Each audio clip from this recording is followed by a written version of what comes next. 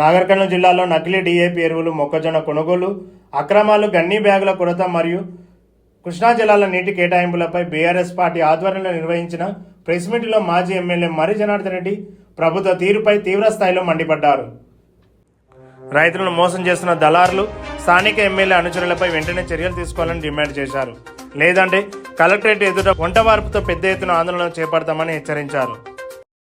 మిత్రులకు, ఎలక్ట్రానిక్ మరి print media మిత్రులందరికీ నమస్కారం. ప్రధానంగా ఈ కాంగ్రెస్ ప్రభుత్వం కొరత ఉండదు, కొరత సృష్టిస్తారు. నీళ్ళ కొరత ఉండదు, నీళ్ళ కొరత సృష్టించాలి. ఎరువుల కొరత ఉండదు, ఎరువుల కొరత సృష్టించాలి.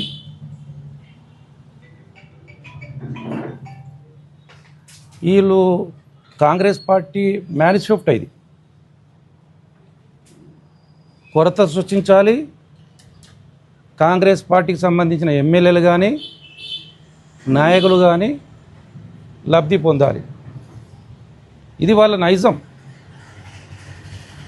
అది ముందు నుంచి వస్తున్నటువంటి నైజం, కాంగ్రెస్ పార్టీ నైజం. గత 10 రోజులుగా కందనూరులో రాష్ట్రం మొత్తం మీద ఎక్కడ లేనటువంటి కల్తీ డిఏపి ఓన్లీ కందనూరులో ఎందుకు వచ్చింది? కందనూరు రైతాంగం గమనించాలి. నకిలీ డిఏపి తువ్వె కొద్ది బయటకు వస్తుంది. మోసపోయినామని చెప్పి గమనించి రైతులు ఆ బస్తాలను తీసుకొచ్చి కలెక్టరేట్కు చూపిస్తామని తీసుకొచ్చే పరిస్థితికి వచ్చింది. మరి నీ ఇంటెలిజెన్స్ వ్యవస్థ ఏమైపోయింది? పోలీసు వ్యవస్థ ఏమైపోయింది? పెద్ద కుంభకోణం ఇది. ఎంత కుంభకోణం అంటే కందనూరులో ఈ కుంభకోణానికి ప్రార్థులు ఎవరు? ఒక రైతుకు మోసము జరిగితే కల్తీ విత్తనాల మీద, కల్తీ ఎరువుల మీద పీడీ యాక్ట్ ఉంది. మరి నిన్న కొండను దోవి ఎలుకబట్టినట్టు దర్యాప్తు జరుగుతుందని, మేము కఠిన చర్యలు తీసుకుంటామని చెప్పినటువంటి పోలీస్ అధికారులు, స్థానిక ఎమ్మెల్యే కొండను దోవి ఎలుకను పట్టినట్టు పొద్దున తీసుకొచ్చిర్రు, సాయంత్రం వదిలేసిర్రు. మరి వీళ్ళకి పీడీ యాక్ట్ వర్తించదా? అసలు యాక్చువల్గా మీరు అరెస్ట్ చేసింది ఆ సంబంధం లేని వాళ్ళతో, కింది వాళ్ళతో అరెస్ట్ చేసి మీరు అసలు సూత్రధారులు ఎవరో వాళ్ళని అరెస్ట్ చేయలే. అసలు సూత్రధారులను కాపాడుతున్నది ఎవరు? ఎమ్మెల్యేనా, పోలీసా? ఎమ్మెల్యే కాపాడుతున్నారా, పోలీసులు కాపాడుతున్నారా? అసలు సూత్రధారులు ఎవరు? ఏ పార్టీ వాళ్ళైనా సరే వాళ్ళని తప్పకుండా పీడీ యాక్ట్ పెట్టి లోపల వేయాల్సిందే. మరి ఈ కల్తీ డిఏపి ఎక్కడ తయారైంది? అంబర్పేటలో 150 రూపాయలకు ఒక బస్తా తయారైంది. ఎంత? 150 రూపాయలకు ఒక బస్తా తయారైతే ఆ బస్తాను తీసుకొచ్చి 1600 రూపాయలకు రైతులకు అమ్మిరు. అంటే ఒక బస్తా వెంబడి ఎంత మిగిలింది? 1450 రూపాయలు ఒక బస్తా వెంబడి మిగిలింది. ఎవరి జేబులకు పోయినా ఈ పైసలు?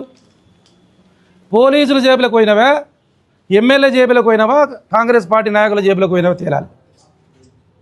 పెద్ద కుంభకోణం. ఇప్పటికే 1000 బస్తాలు బయటకు వచ్చినాయి, 1000 బస్తాలు. కానీ పోలీసు వాళ్ళు రాజకీయ ఒత్తిడి ఉండడం వల్ల వాళ్ళు తక్కువ చూపిస్తున్నారు. రైతులు ఒక ఊరిలో 200 బస్తాలు, 400 బస్తాలు, 500 బస్తాలు నకిలీ డిఏపి దొరికిందని వాపోతున్నారు. దీనికి వెనకాల ఉన్నది 99% ఎమ్మెల్యే పెట్టి తిరిగే ప్రధాన అనుచరులై దీంట్లో ప్రధాన సూత్రధారులు. ఇవాళ నేను బండాబలంగా చెప్తున్నాం. ఎమ్మెల్యే గారు మొన్న ఎక్కడో చెప్పిండు, ఒక వీడియో ఏది బాబు, ఏదో మాట్లాడండి పోలీస్ స్టేషన్లో, ఇదా రైతుకు మోసం చేసింది అన్నటువంటి ఇప్పటి కూడా వాడిని అసలు స్పేర్ చేయకు. బట్ ఆ మనిషి నా పక్కన తిరిగేటోడైనా సరే నుంచి ఫస్ట్ పొక్కలేదు కదా. ఏమన్నాడు? రైతులను మోసం చూసి ఎవడైనా సరే నా పక్కనున్నా సరే వదిలేదు లేదు అన్నాడు. చాలా సంతోషం. నేను చాలా అప్రిషియేట్గా ఫీల్ అయినా.